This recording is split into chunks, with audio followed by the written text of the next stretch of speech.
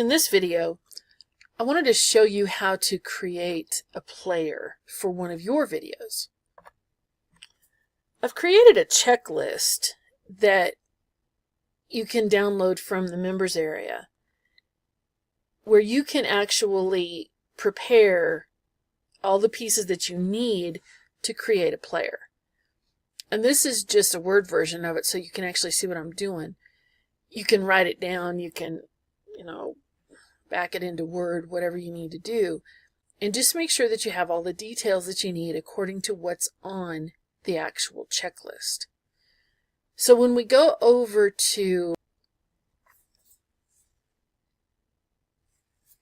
you remember that this is how we logged in.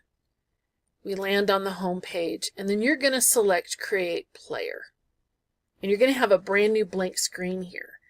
And I've started to fill mine out just for the sake of time. Make sure that you give it a meaningful name. You can name it after your product. You can name it after the video itself. And then the YouTube ID or the Vimeo ID is very important. It's just the very end of the URL. It's not the whole domain URL. Make sure that you're careful about that. It's just everything after the equal sign in a typical YouTube video URL. I went ahead and chose a thumbnail because I wanted to be able to show you. I created that. You can see it over here in the preview. Just upload it. It's just an image that will work on YouTube too. You just do it in here. Now the mock-ups are just a fun way to display your video. You can see them change over here on the right side. As you click on, you want to show it on the back of a camera, you want to show it on a phone, you want to put it on a watch. I chose the MacBook Gold just because I like the way it looks. And then I chose this particular play icon. I clicked on it and I have the color. I chose black because I like the way it stands out. You've got plenty of color choices. Just think about what it's going to look like on your screen. And then what size do I want this to be on my screen? And this is in pixels. And then I wanted it centered. And then you have choices, and you're going to choose one of the four. You don't need them all.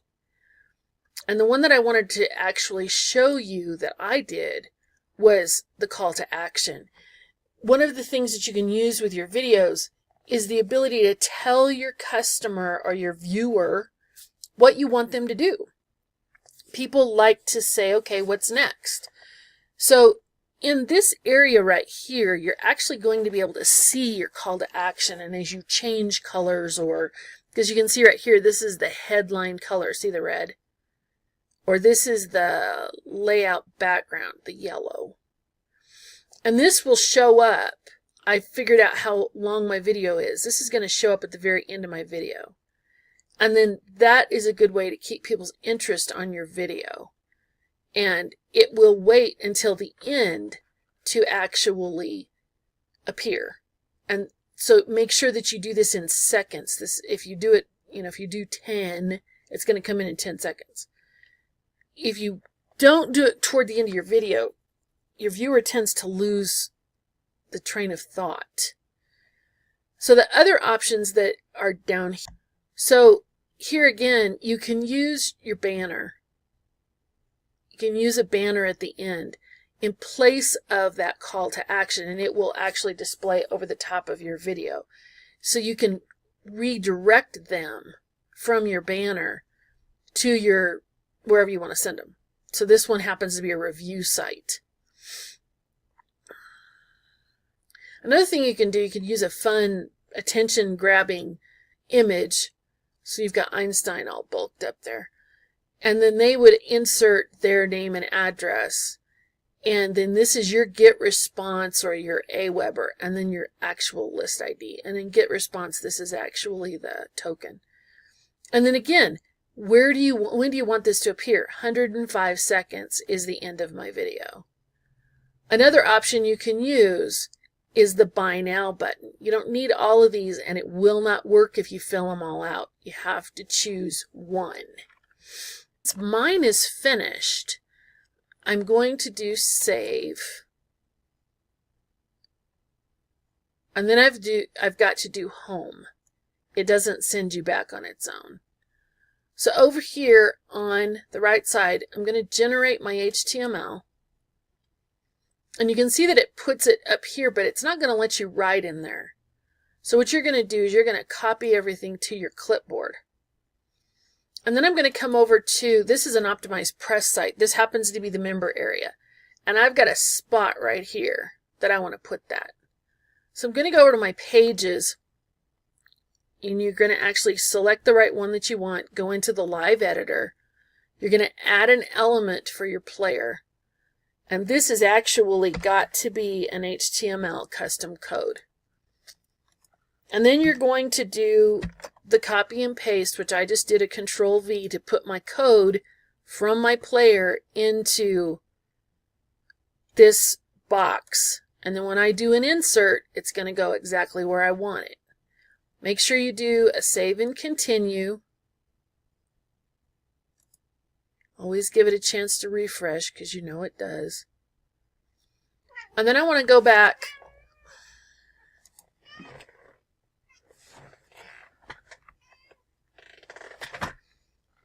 to my site, refresh my page, and you can see my player. So if I click on this, it's going to play my video. And then at the very end,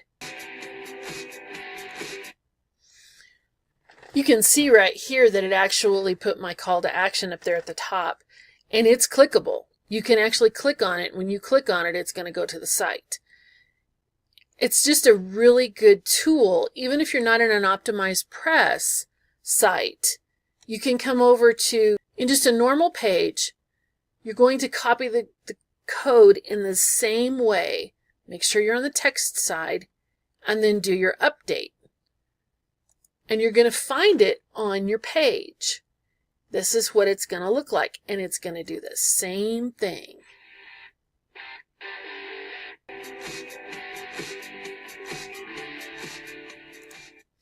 And here again, it showed up right there. And when you click on this, you will actually go to this website. So in this particular instance, because I'm already on the review site, I probably would have used a Buy Now button, which is another option that you can use. So this is how you create a player and how you insert it into your site. And I will see you in the next video.